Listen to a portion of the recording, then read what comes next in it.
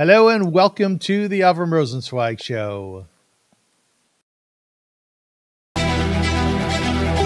Welcome to one of the internet's best podcasts, where we dive deep into the lives of the extraordinary and fascinating people who leave an indelible mark on our world. Join us as we explore their captivating stories, remarkable achievements, and unique perspectives that shape history and inspire generations. Get ready to embark on a journey through the lives of inspiring people unlike any other.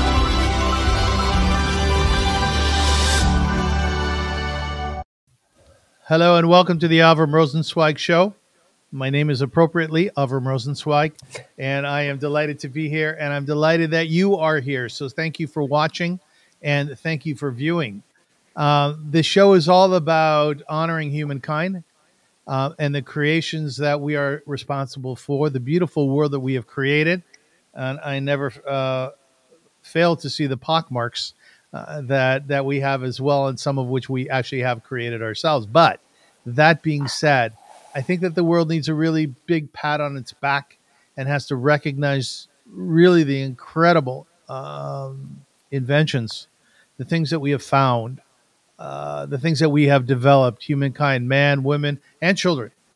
And I think we have to really, really look at it very closely and say, good for us. We are on a good road, and we can overcome the difficult and the bad stuff. There's a great video that I was watching, a TED Talk, with a fellow by the name of Rodney Mullen, M-U-L-L-E-N, Rodney Mullen. He's a skateboarder. And he's one of those fellows who's very intense, very different, but give him a chance, because if you listen closely, he's actually extremely erudite, very bright, and has a lot of insight into human behavior. And essentially the name of his TED Talk is We Can Get Up Again. And he talks about his fellow skateboarders falling all the time, breaking bones, but coming back and doing better than they had before. His name is Rodney Mullen, M-U-L-L-E-N. Have a look. It's very inspiring. I actually sent the video to my son. Ladies and gentlemen, our guest today is Tali Nates. Tali, how are you? Wonderful to be here. Thank you. Now, Tali is the founder and director of the Johannesburg Holocaust and Genocide Centre. She is a historian. She is an author, an award winner, a big award winner, on many advisory boards. And she is she's a daughter of a Holocaust survivor. You know, I said to you before we started the interview, Tali, that I am still amazed by technology. Like, there you are in Johannesburg, beautiful sky, cry my beloved country, right behind you. Does it still take you, technology? It's wonderful. And one of the silver lining of COVID, isn't it? That we discovered that we can connect from all around the world in real time. You drink coffee, I drink coffee, and we can talk, which is absolutely wonderful. How do you drink your coffee? Never with sugar, because Never. I like to feel the coffee, Yes. but with a little bit of milk. So same thing. And you? Me too. Yeah. Exactly the same thing. Yeah. Very good. And I also adore your accent. And you? I love your accent. Do people say to you, Tali, you have an accent? And do you hear it? I know. It's such a mixture. I grew up with all sorts of languages all around me, including Yiddish that my parents spoke in order for me not to understand. That's the reason I do understand.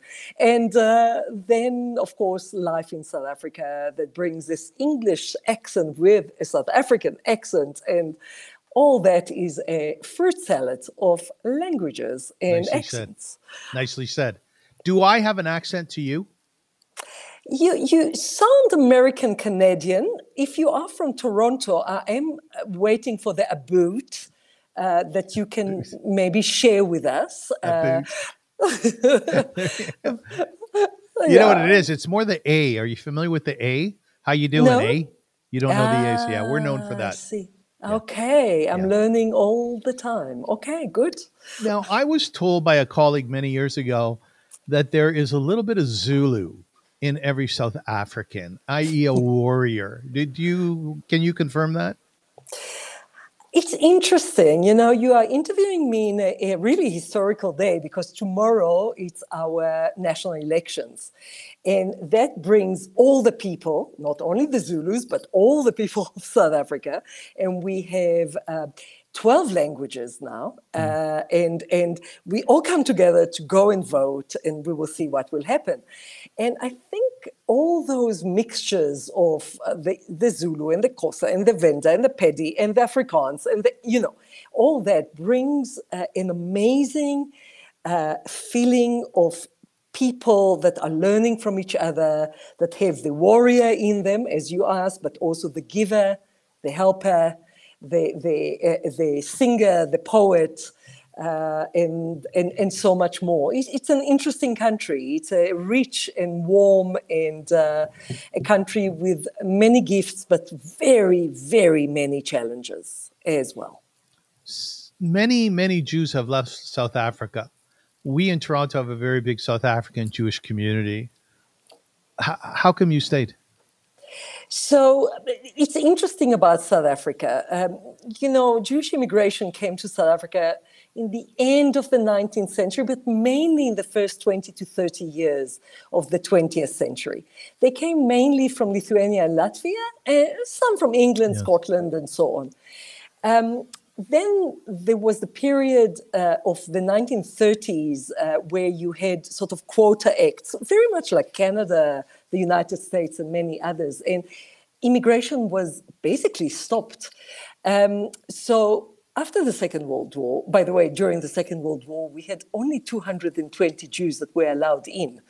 And that is another story, the story of the Holocaust, Jews and South Africa in immigration. But after, very few came. So in the height of Jewish immigration or Jewish population in South Africa, we had about 117,000 people.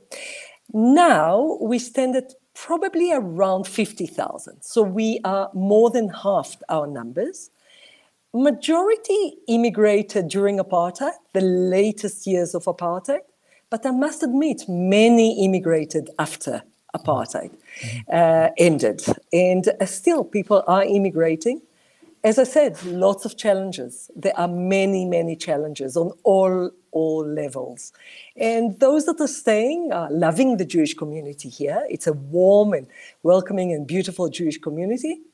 But the challenges are real, and people choose to immigrate. And Canada was one of those places where many immigrated, including Holocaust survivors. Pinchas Guter, for example, yes, that you know, Eli yes, Gotz, that maybe you know, and many others. Lovely, lovely, wonderful people who I love dearly.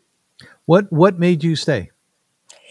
I think I married Clive, my husband, who is very dedicated to the country. He was born here. His mother was born here. He chose to stay, and when I married him, I was born in Israel actually, and lived here for almost 40 years. I met him selling him a deodorant, real story, in a super farm in Jerusalem when I was a student. And as he says, it was a very expensive deodorant. He's paying until today. But, he always was very dedicated, and joining him and having a family, my 2 kids, building a museum here, dedicating my life for memory and learning lessons of that memory here, dedicating my life to education here. I think that is the reason that I still believe that we can be very much part of the solution to all those challenges I mentioned before.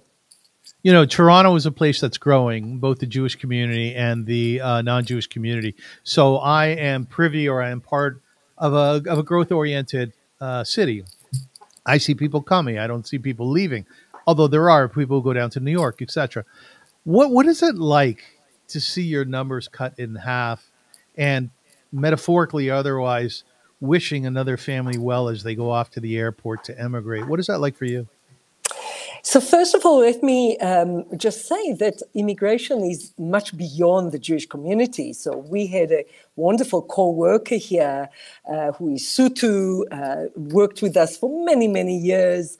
Wonderful, wonderful individual. And she had an opportunity to immigrate to Ireland, and she and her family immigrated to Ireland just 2 months ago. So immigration is very much part of South African sort of experience throughout the years, you know, as a country that was conquered by the Dutch and the British and, you know, colonial history, and people came and went and so on. It's part of what we know.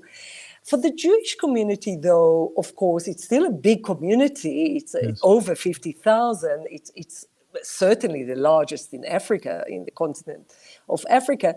But it is smaller, and with it, there are some challenges. Schools are smaller, synagogues are smaller, you know, and so on. But it is a vibrant community. It is a community that is always reinventing itself.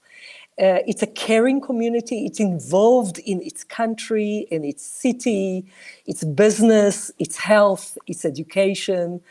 So certainly there are changes, but it's not down and out. It is a vibrant, very, very wonderful community here in South Africa. You know, Talia, for those people who have been in South Africa, they come back and they confirm that classic title of that book, Cry My Beloved Country, in terms of the exquisiteness of the land. Our dear friend Ellie Rubenstein, who actually set up this interview, whom we both adore, he was there. He stayed with you in South Africa, and he talked about the splendor of the country. Tell us a little bit about that, the hue, the colors of the land. It's wonderful. And Ellie, if you're listening to us, thank you for the matchmaking, and thank you for being my friend for over 25 years, which is absolutely fantastic. So South Africa is one of the most beautiful countries, there's no doubt, in the world, because it has so much to offer, from a beautiful Cape Town with its two oceans, you know, the Indian and the Atlantic Oceans, to the mountains, to its wildlife, the big five, you know, the lions and the leopard and the elephants and rhinos and, you know, and buffalo and the penguins in the Cape and the whales. And then the beautiful protea flowers, and then the people, as I said, 12 official languages, including, by the way, sign language, and which is amazing that it's an official language of the country. Absolutely, it was added to our constitution. We have also wonderful cities, museums, trails in wildlife, and so on, and a lot of history. People come for the wildlife and for the beauty and the hiking and so on, but they also come to explore Robben Island, where Nelson Mandela was kept for over 20 years. They come to look at the seat of the Constitutional Court that used to be the jail where Gandhi was held, and Mandela, and many other, where we have now Constitutional Hill complex of museums and the court, and a museum such as ours, the Johannesburg Holocaust and Genocide Museum, that is a public-private partnership with the city of Johannesburg, and is really an award-winning museum, and we have visitors here every day, all the time. So I think there's so much to explore in this country, with its 60 million people, and people love to come here despite the challenges. And I'm not hiding those challenges; they do exist. But the country is beautiful, and its people are very beautiful. Do you see a palpable difference between the days of apartheid and today? De facto, on the ground. On the ground, absolutely, absolutely. So this year, historical year, we are celebrating 30 years of our democracy. In 1994, in April 1994, we voted for Nelson Mandela, first free and democratic elections. Tomorrow we are voting again. Isn't it amazing? And that is, Congratulations. thank you. And that is 30 years of change. Not only from the laws of apartheid and the ideology of apartheid and the terror and the imprisonment of apartheid, and the physically seeing the people separated. By law, you were not allowed to marry each other. By law, you were not allowed to live, everywhere, and so much more. Change is not a magic wand. It does take time. So change takes time, and the country changed immensely in the last 30 years, from development of cities and roads and hospitals and schools to, for example, our education system. It was a separate education system. Can you even imagine a separate education system where Black people have their education system, white people have their education system, and you do not mix and you do not study the same. The levels are not the same. Nothing is the same. And now the schools, many of them are mixed. Some of them are still, depending on the areas where they are majority Zulu or majority Afrikaans or majority English and so on. But many of the schools are mixed. The curriculum is one, and many new schools and new systems of schools developed, including in the private and government sphere. So that's just one example. But of course, there are still challenges. And I'm sorry that I'm coming back to the challenges, because when people are reading about South Africa and they read about the miracle, of the Truth and Reconciliation Commission, of the Nelson Mandela is a beloved, president, we do have to say that there was not always just good that came out after the fall of this inhuman and terrible system of apartheid, of really crimes against humanity, but that there was also a lot of other challenges, such as continued poverty, continued health issues and inequality, corruption, crime, and so on. What is anti-Semitism like in South Africa? So traditionally, interestingly enough, there was barely any anti-Semitism, maybe because there were so many other so-called, inverted commas, enemies. So during apartheid, of course, the enemy would have been communism or Communist Party or the African National Congress or Black people or whatever you would like to say. During the British influential rule, the Afrikaner will be the enemy. Mm-hmm. So the Jew was always a minority. As I said, in the height of Jewish life here, there were 117,000 Jews. So it's a small minority, even compared to other minorities, let's say Italian or Greek or Portuguese minorities in the white population. Always was very, very small. So anti-Semitism, it was there. Traditional anti-Semitism was there, and especially during National Socialism, 1930s, 1940s, you did have parties that were pushing, to come together with Nazi Germany. They were anti-Semitic and so on, like the Grey Shirts and others. But it was never a huge phenomenon. And even today, with growing anti-Semitism, and certainly there is more anti-Semitism here, like anywhere else in the world, it's still, I would say, relatively to many other places, very low. Well, what do they hate about the Jews? So maybe, again, historically, to think, what were some of the stereotypes, for example, in the 1930s or 1940s? It was very much the traditional, hatred of Jews that would have been anything like, the Jews are both capitalists and communists. The Jews are they are users, they are all those stereotypes of almost the protocols of the elders of Zion. And that is, I would say, the fringe right wing. And I would say the majority of this fringe right wing was in the Afrikaner and British white minority in South Africa, rather than the black majority of South Africa that was not anti-Semitic in general. I think that with the movements in the last certainly years, there is more around issues of connections to the state of Israel and the same phenomenon that you see, around the world. But it is low here.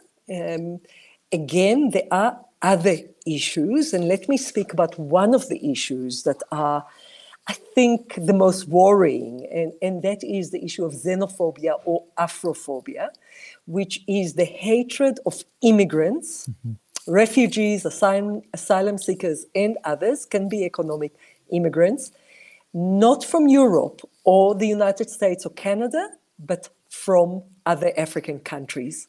Since 2008, there was violence and actually murder of those immigrants, with huge spikes in violence since 2008, where dozens and dozens were killed, and shops were looted, and people lost their houses and so on. And that is, for us at the moment, the most worrying othering, in inverted commas, that we see, and that is usually much because of social economic issues here, of poverty and a competition on the economy, jobs, as well as crime, which is a huge worry here in the country. So I want to dive into that a little bit. A discussion around xenophobia, a discussion around the mood in the world, which seems somewhat genocidal, either metaphorically or otherwise. Before I do, though, on a light note, do you go see the wildlife? Do you go see the rhinos? Oh, yes. Every year. Have you been ever in I have Africa? not, no. I'm actually agoraphobic. I don't leave home too much. Have to work on that one, yeah. There is National Geographic and very nice channels that you can go on a drive. Well, Tali, drive. one of the ways that I actually do travel is through interviews like this, because I feel I'm there with you. Amazing. So there is actually a game reserve. We don't call it a safari. We call it a game reserve. Yeah. So you drive only about 2 hours from my house. I'm in Johannesburg. And you go to another province, Northwest Province, to a national park called the Pilanesberg. And you book a room in a reserve, and you stay there for 2-3 nights. And believe me, you see everything from cheetahs running after impalas, to rhinos, to a birth of a lion, and so on. Beautiful. Love it. I do it every year. And this year, I'll go to the Kruger Park in the end of August. Yeah. I booked. I'm going for 4 days. Can't wait. So having wildlife like that around, and wildlife that you actually go visit, that must really enhance your relationship to South Africa, to nature. You must be very cognizant of the beauty of God's creations in those ways. Yeah, and I'll tell you something. You live in a city, and even if you don't leave home a lot, when you leave home, yes. The buzz and the noise. And as a friend of mine in the advertising business said to me, we in the city are very used to seeing shapes, squares, rectangles, circles, and so on. When you go to the game reserve, there are no shapes. Mm-hmm. Everything is absolutely as it should be, nature. The trees are there, the noise. Mm-hmm. You go out at 5:00, 5:30 in the morning, the sunset, on sunrise and sunset. You see the animals go to drink. You listen to the noise. And then what we do, which is really nice, especially if you go to like a organized reserve, is you leave before breakfast. Maybe you have a little coffee at 5 o'clock in the mornings, but then you leave and there is sunrise and you see the animals. And then at about 7:37, they stop somewhere, maybe on a hill or in a, safe little area, and they give you coffee and something to eat. And you are one with nature. And Yes. that is absolutely wonderful. Especially me, Avrum, I deal with genocide. I deal with the Holocaust, Yes. with survivors. And that is tough. I deal with tough topics. I grew up with Holocaust survivors, so I'm surrounded with men and women's inhumanity to its fellow men and women. And for me, this nature, being with the glorified giraffes and zebras, it's absolutely beautiful. And I love doing it at least once a year, every year. So explain that to me. What happens in your head? You are very privy to the absolute beauty, exquisiteness of our world, of our creation. If you believe in God, that what God has given us, the idea of seeing rhinos and chimpanzees and lions, it must be so beautiful. But on the other hand, the stories, you've met the people. I would hazard to say you've been very intimate with the whole issue of genocide. How does that work in your head? Must be crazy up there. Yeah, indeed it is. But, from very young age, growing up with, with living with parents that went through it, more my father than my mother. My mother got out from Poland. She was born in Warsaw, but got out just before. So it was more her grandparents, her uncles, her cousins. But with my father, that survived 6 different labor camps, labor institution, sort of factories and concentration camps, it was always there. It was always there. I lived with the nightmares. I lived with the stories and with the silence. He was the silent one. He did not speak. He just had the nightmares. But my uncle, his older brother, 4 years older, which is significant. My father was only 14 when the war started. His brother, my uncle, was 18. That is significant, age-wise. I heard the stories a lot from him. He was the speaking one, and my father was the silent one. So I grew up with those stories and with those lessons in a way. Because one lesson that my father used to say, and I think it's connected to your story directly, is that they were saved by Oskar Schindler. They were on Schindler's List, and he used to say, "Listen, people have choices." I was saved by a German, a member of the Nazi Party, someone that benefited for many years from the Holocaust. But I owe my life to him, to a German. And you are alive, he used to say to me and my brother, because of that. So people have choices, and you cannot put people in boxes. So what goes on in my head since childhood, and of course dedicating my life as a historian and then creating the center and the museum and working all around the world, is this, being convinced that the normalcy, the normal world is the beautiful world of the game reserve, the beautiful nature, the beautiful peace, and we need to get back there. How do we get back there? Is through education, through those choices, being aware of those choices, doing good rather than destroy, and knowing that we always can choose differently, even if, like Oskar Schindler, you started as a perpetrator, but you can change. So I think that what holds me to believe in the good rather than believe that we have to stick to the horror and the nightmare if I make myself clear, if I connect the stories in a clear way. You know, we often think of survivors, many of whom are actually very tough people. And you mentioned a couple of survivors who go out on the road and they talk about their experiences. That takes a lot of kahunas. That takes a lot Yes. of bravery. Your Yes. father, you said he was a very, very sensitive man.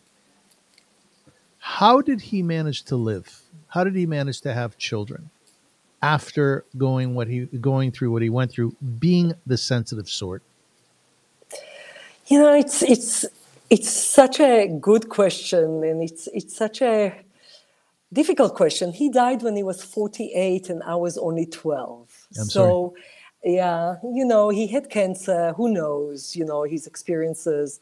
For example, in Plaszow, he got lashes from, you know, on his head from the Nazis. Who knows? You know, I don't know where it all came from, the trauma and so on. But he passed away of brain tumor, of cancer at the age of 48. So I'm not exactly sure. I never, as a teenager, young teenager, asked him that question, but I can guess. I'm a mother myself. I work a lot with survivors. I admire the survivors that I mentioned before. Someone like Pinchas Guta is absolutely remarkable human being that is teaching us so much about humanity, about strength, resilience, education. Nate Leipziger. Yeah. Yes. Powerful human absolutely. beings. Powerful Judy human Cohen. At 90 years old, it's phenomenal. Yeah, amazing people. Absolutely amazing people.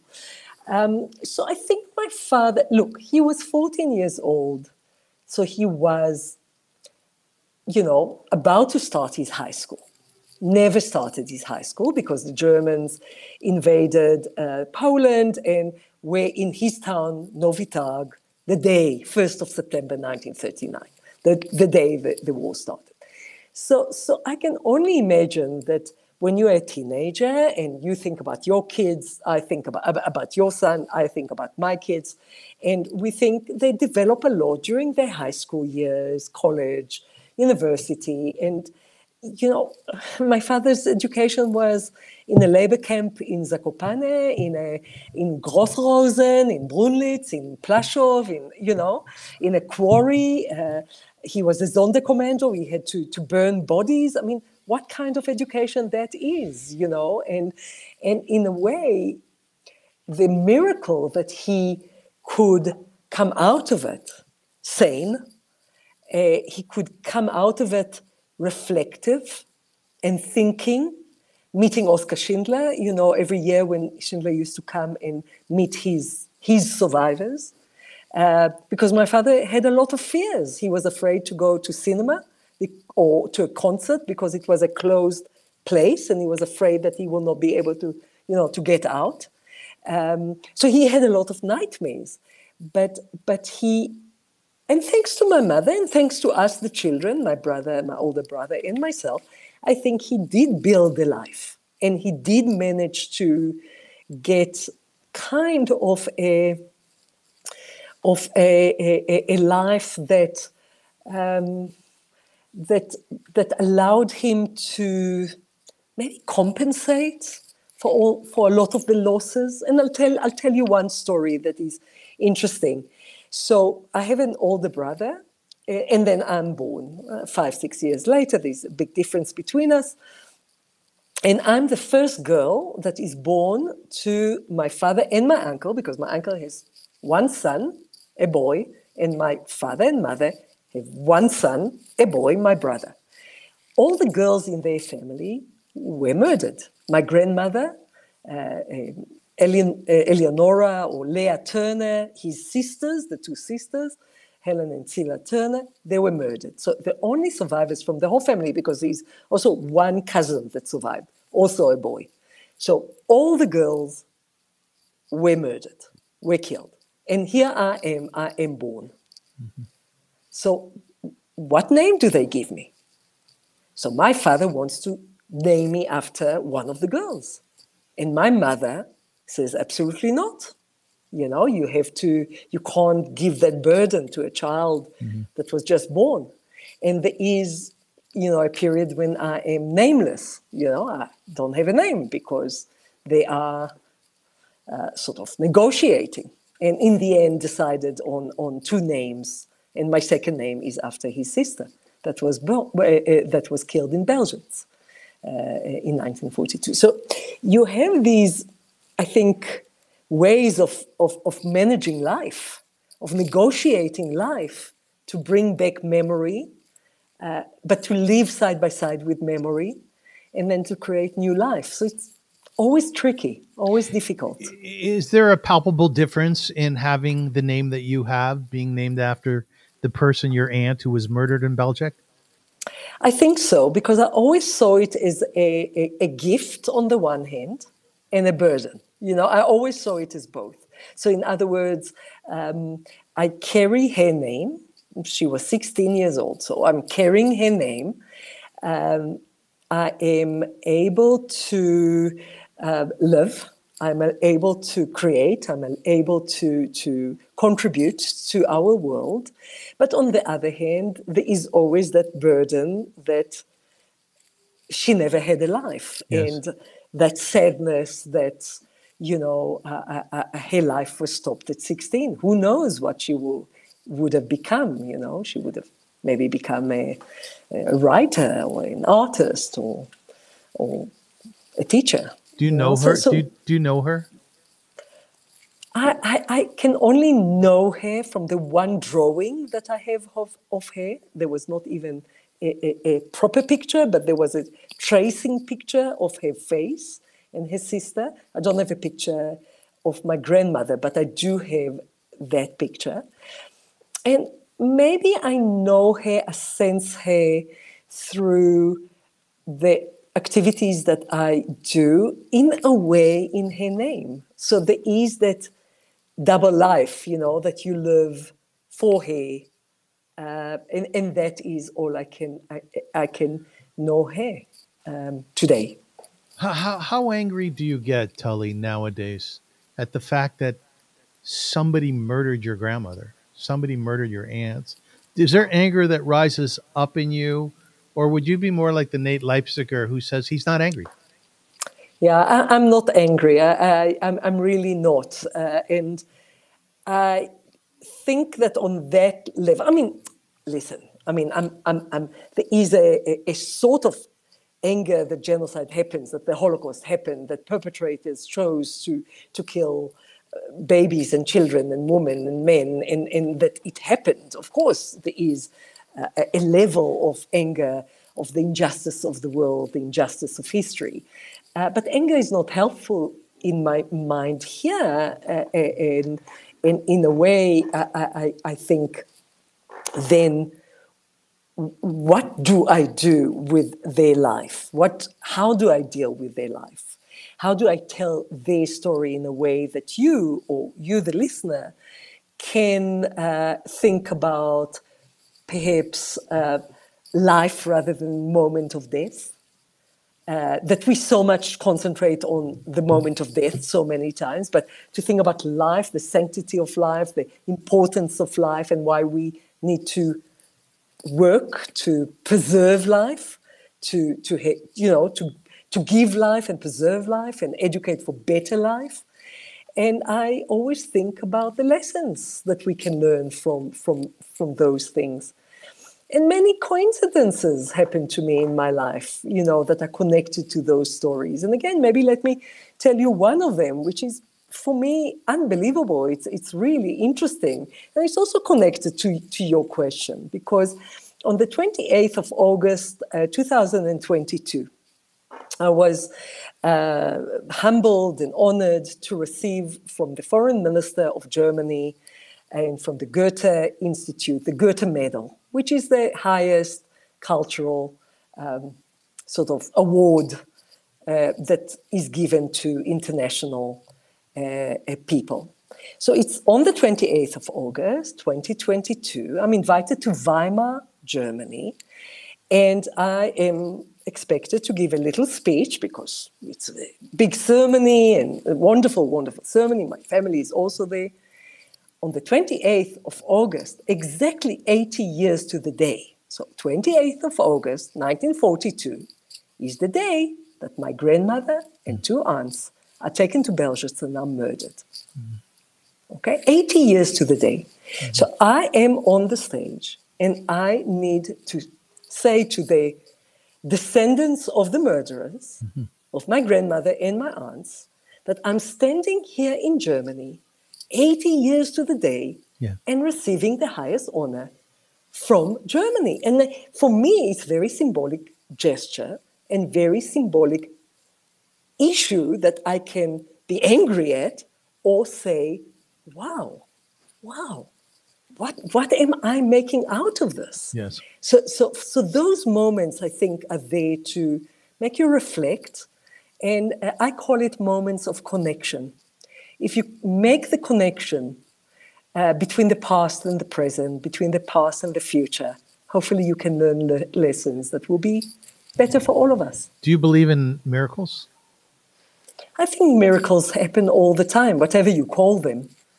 I mean, this was an example of something. Is it a chance? Is it luck? Why did... Okay, it's Goethe's birthday, the 28th of August, but why me? Why that year, 2022, on that day, you know? So these are maybe not miracles, but these are amazing, whatever you call it, mazal, luck, whatever you want to call it, that are like, you have to think about it. You have to recognize it. You have to pay attention to it. You're the founder and director of the Johannesburg Holocaust and Genocide Centre. The purpose of the center is to honor the memory of the victims of genocide in the 20th century and teach us about the consequences of prejudice and hate speech so as to prevent the recurrence of mass atrocities and genocide in all its forms. How does your Jewishness work into that? So when I stood in April 1994 to vote here in South Africa, you know, only 3.5 hours down the road from here, same date, same continent, same everything, a genocide in Rwanda was starting. 3 weeks into it. Thousands and thousands were already killed. And my question to myself, and I didn't ask it to myself that day, I'm so ashamed of it as a Jew, as a human being, as a descendant, as a daughter of survivors. I could not make that connection. I could not stand there and say what my father went through, now others are going through, just 3,500 kilometers from me. And for me, when I woke up a few weeks later and realized and started to question and then started to work with survivors and so on, for me, my Jewishness is about tikkun olam. My Jewishness is about learning from our past. We are people with not only written history, but oral history, with rich history that can teach the world. And for me, that is my task. So if my father was alive now, and he would have been 101 years old, he would have said to me, you are carrying the memory, you are carrying the legacy of our people, but you are working for the betterment of the world through that history. And if it is in Rwanda or in the 13 countries that we work in Africa, because we work also in Nigeria and Mozambique and the Gambia and Zambia and others, and also in Asia, in the Philippines and others, that is the legacy. You learn the lessons of history, our history, to better the world, that we will not harm others. Would you say you're a woman who loves a lot? You'll have to ask others, but... Does your love run deeply? I think so, yeah. I mean, that's what I feel. I hope that others feel the same. So we know that up to 1 million people were bludgeoned to death, macheted to death in Rwanda. Yes. starting again in April 1994. Yeah. We know that children were butchered and sliced up. And we know that the dreadfulness of the Rwandan genocide is paramount with what happened in the Holocaust. And therefore, you brought those two together in the context of your organization. Being somebody who loves so much, a mom of two, a wife, somebody who works for the service of humankind, how do you come to grips with, how do people hate so much? I was lucky in my life to meet many, many people and have deep conversations with many people. Amongst them, also sons and daughters of perpetrators of the Holocaust, from the SS, Einsatzgruppen, commanders of camps, but more recently, in the last 20 years or so, with perpetrators in Rwanda. And those are the questions that many times I ask them. And I had amazing experiences in Rwanda that really made me reflect, sitting side by side with a murderer of many, many that was released maybe 20 years after or more. And he's released into a community of survivors and community of those that,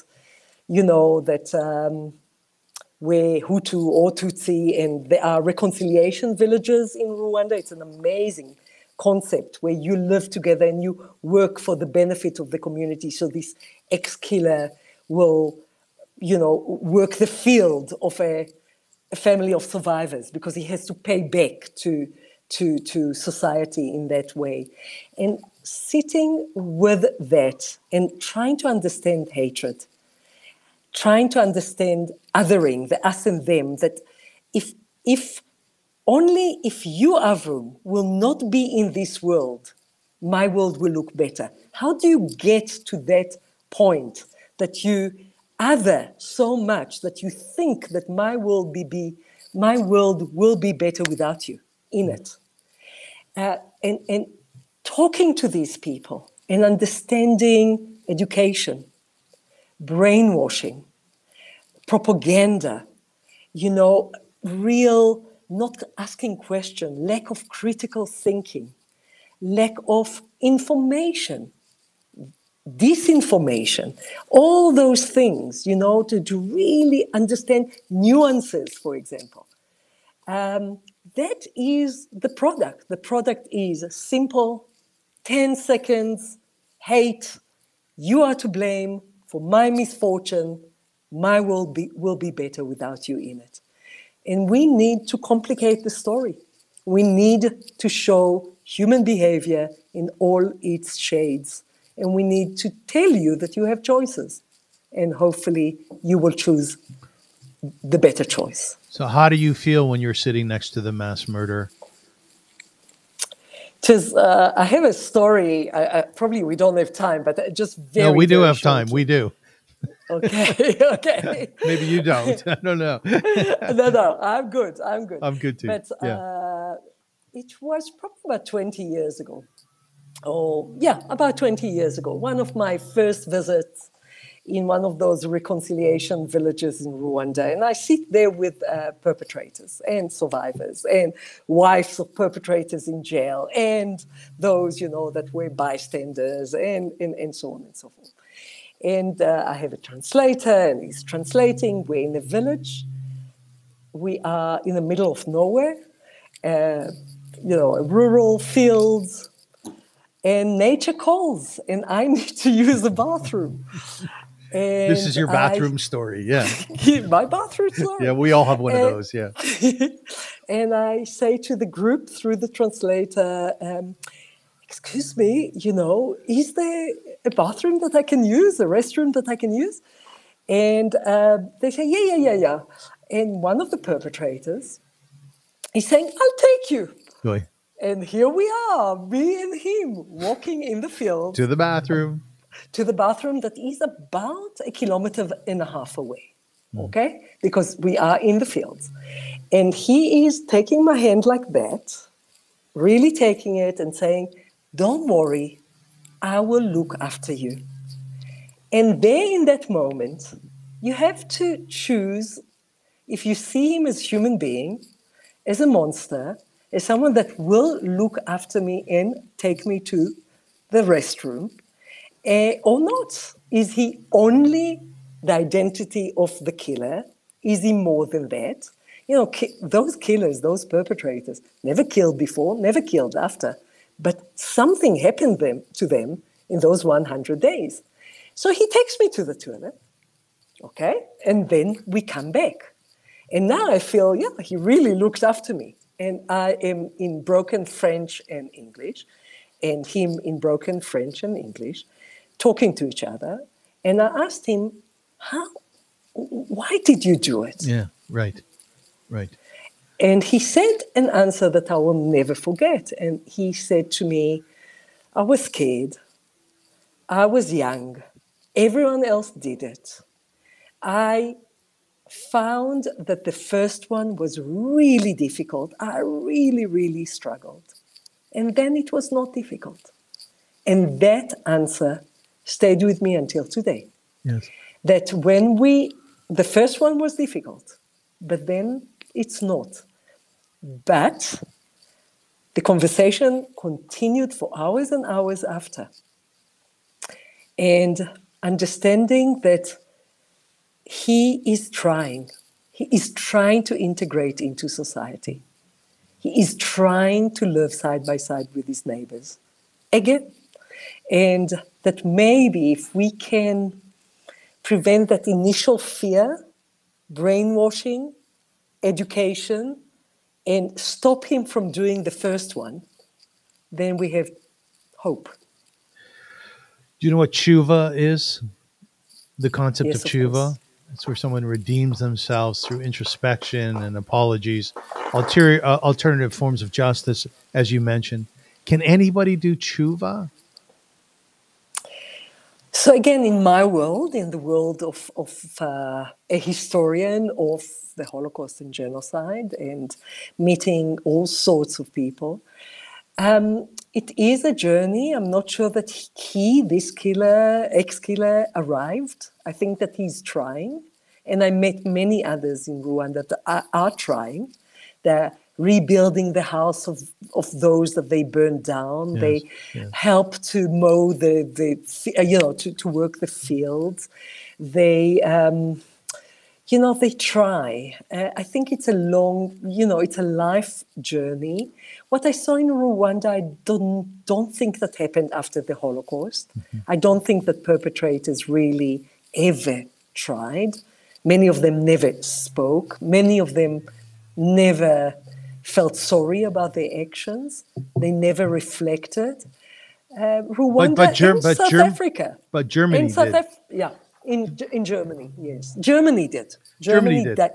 Did and does. But single perpetrators, yes. Very few did. Very few did.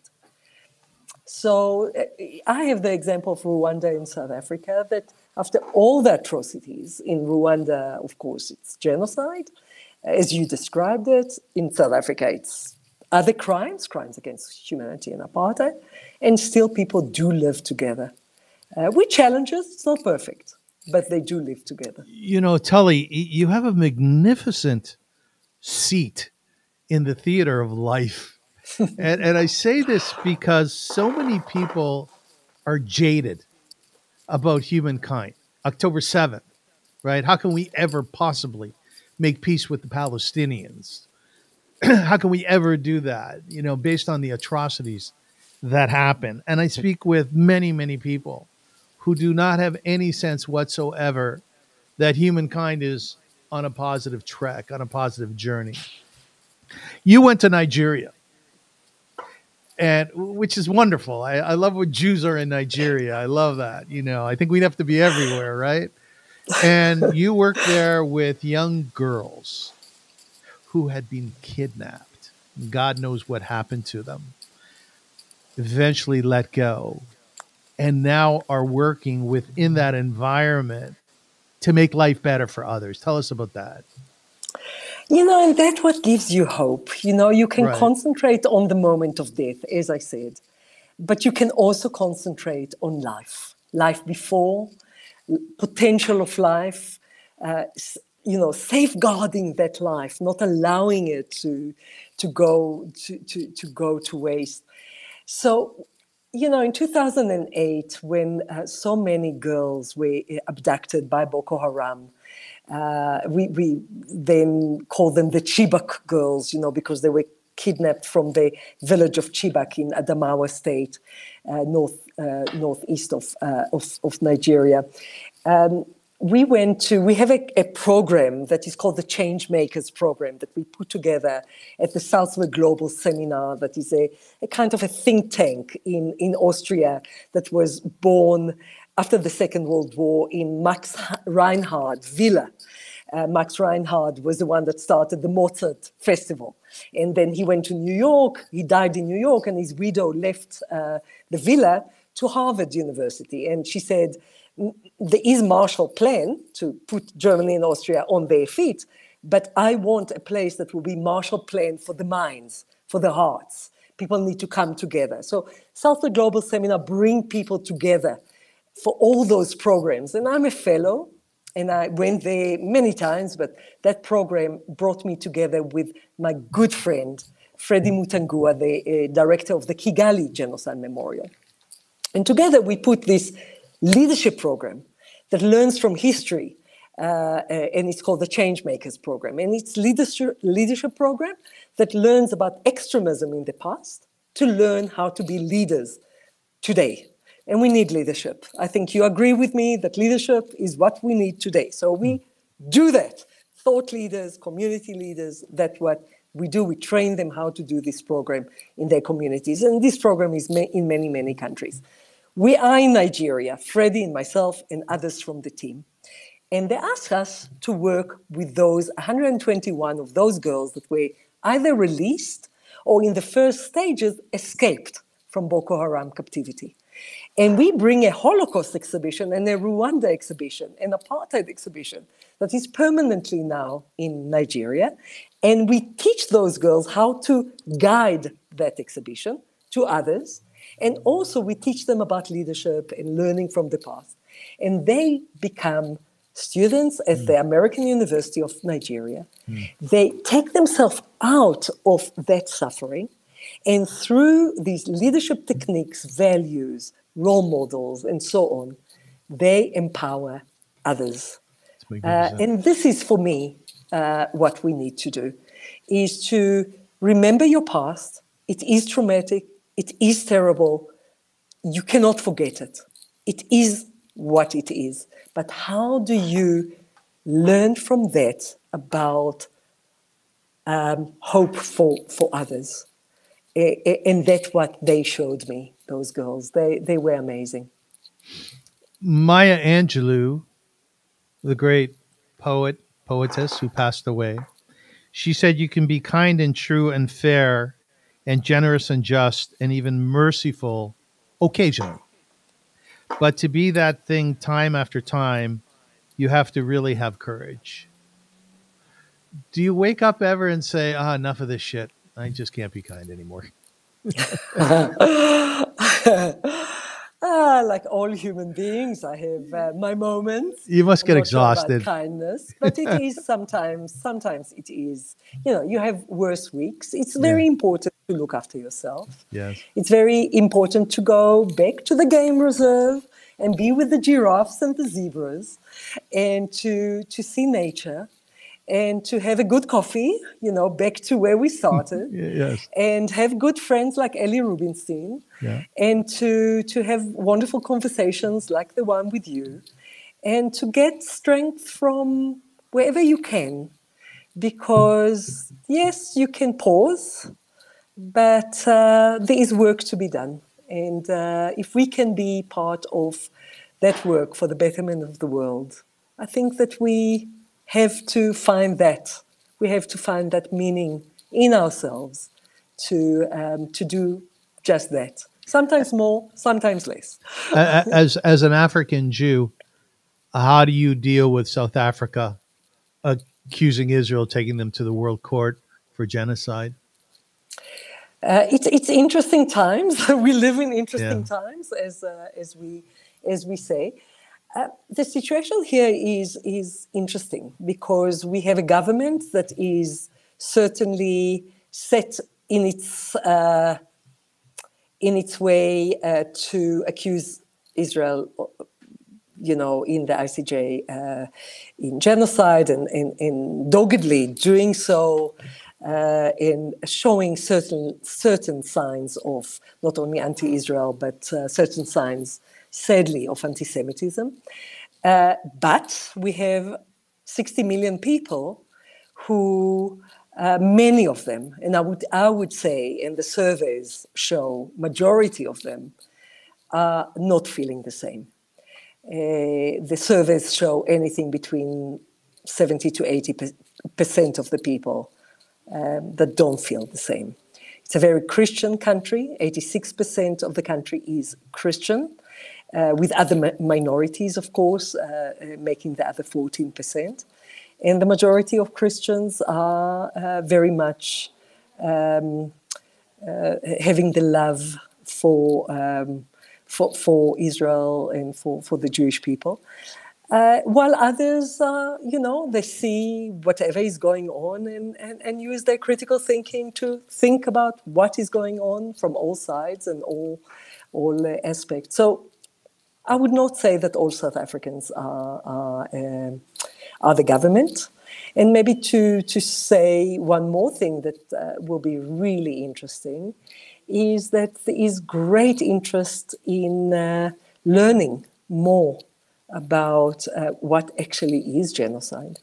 And that we see happening more and more in the last 7 to 8 months. So many people are saying, wait a minute, just stop for a minute. Can we actually understand through history what is crimes against humanity, what is war crimes, what is genocide? Can you unpack that for me? And that is what we do. So we are not a political organization. We are a historical museum that can give the tools, that can give, I would say, a reliable historical context on what is genocide, but what is not. You don't like to call your center a museum, though, do you?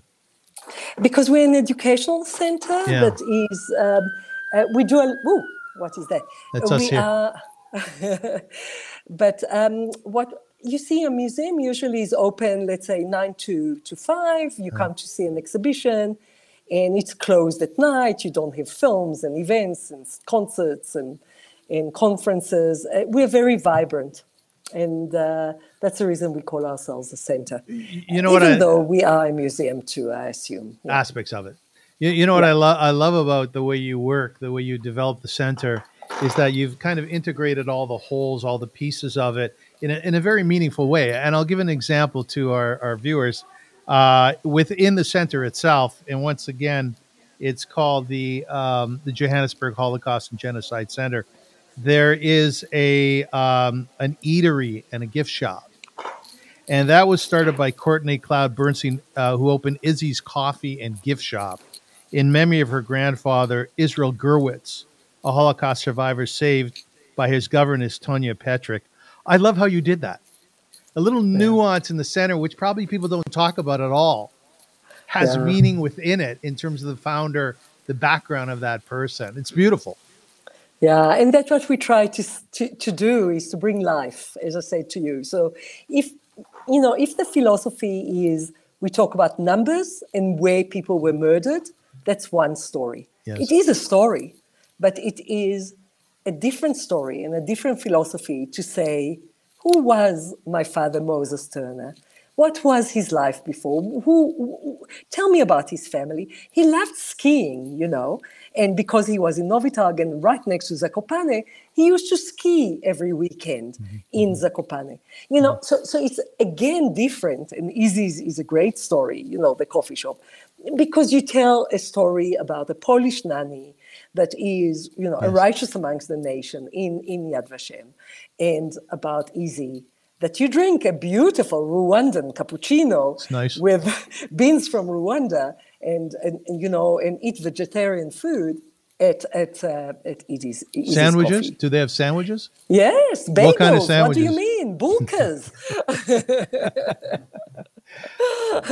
Yeah, Avrum, you need to come for a bagel, a bulka, and then a game drive with the giraffes and the leopards. It'll be on my list. Pieransberg. It's on my list.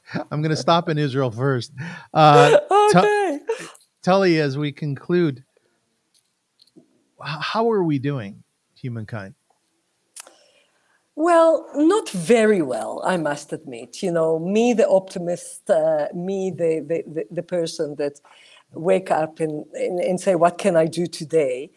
Know and recognize that we are not in a good place. But as a historian, I note, like many other writers and historians, a bit of a cycle of history that every 100 or so years, 80 years, 10 years or so, you are facing challenges and difficult times. 80 years ago or more, 90 years ago, there was the Second World War, and 90 years before that, there were the wars in Europe of the 1840s. And 80 years before that, there was the French Revolution and all the chopping of heads and changes and so on and so forth. And the question for us is, how can we create a reality where not only one generation or two generations learn from the past, but how can we create a reality where we can learn lessons from the past that can be really effective for generations to come? The Jewish people did it through many of the writings thousands of years ago. We still read the Haggadah. We still read, the Book of Esther. Still, there are lessons from there. Can we do the same for the future of mankind now? But we are not in good times. We cannot deny that. But with bad times, there's always silver lining, like from where we started with COVID and where we are speaking to each other in two places in the world. Perhaps in bad times, we can think outside of the box on how can we create somehow coexistence or peaceful life together in our very wounded world. Tali Nates, thank you. You did a terrific job. Thank you. I think that you've honored your father. God bless his soul. And your grandmother and your aunts and all the people whom you have lost and the Jewish people have lost. And let's extend that a little bit further. The Rwandans and the other genocides in the world, people have perished. You're doing a hell of a job. You really are. Thank you. Are you proud of yourself? Are you proud of yourself? I'm not sure if proud is the word. I'm very honored that I can do this journey in my life. I feel that it's, as I said to you, it's a gift. Sometimes a burden, but it is a gift. What's the gift? What is the gift? That I can create. I created a museum. I create programs. I give. I meet amazing people. I learn from so many fantastic people around the world. What a gift. What an honor. If people want to contribute or somehow be part of it, how could they do that? So easy. We are, of course, the website, easy to see. We have so much on the website. You can really see exhibitions. You can see our exhibition. You don't have to put yourself on the plane. Just come and see a virtual tour of what we do. There's music, for example, in the garden. You can just listen to the music. You can learn about our survivors and so on. But also social media, LinkedIn and social media. And write to me. I'm always welcoming, any emails or LinkedIn messages. And come to South Africa. Come and visit us. I would love that. Absolutely love that. What's the one thing you can recommend to our viewers, to anybody, in terms of taking a step forward to enhance humankind and our relationships? I think try to do something good every day. be aware of your choices. Yeah. Try to think about your choices as a conscious thinking, and try to do something good for others and for yourself every day. Tali Nates, the founder and director of the Johannesburg Holocaust and Genocide Centre. You can see it down below there. Have a look, take a look, see what she's all about and what she's doing. And from all of us, all of my listeners and viewers, a very huge Yeshua, a very well done. I know what it is to start an organization. I know what it is to run one. I did that with an organization called Via Hafta. It's an onerous task.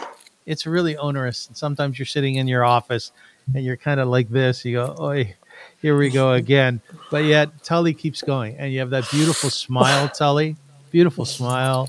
And you exude joy and happiness. And you are a fine, fine role model for all of us. You really are. You really are. I'm sure you have your weaknesses, but that's the next show. I'm human. Ladies and gentlemen, thank you so much for watching and for listening to the Avrum Rosensweig show. I appreciate it greatly. And I would ask you please to do your very best to emulate our guests, all of whom have inspiring stories and narratives to share with us. Take that one step today. Just love a little bit more. Just give a little bit more. Just extend of your heart and your soul just a little bit more, and that'll build upon itself. The world needs it. We need it personally. And, history has it that when we all sort of dive into this pool of goodness and giving, we just get better. We get to the good part of the cycle. So God bless. Sei gesund, like they say in Yiddish. Sei gesund, Tali.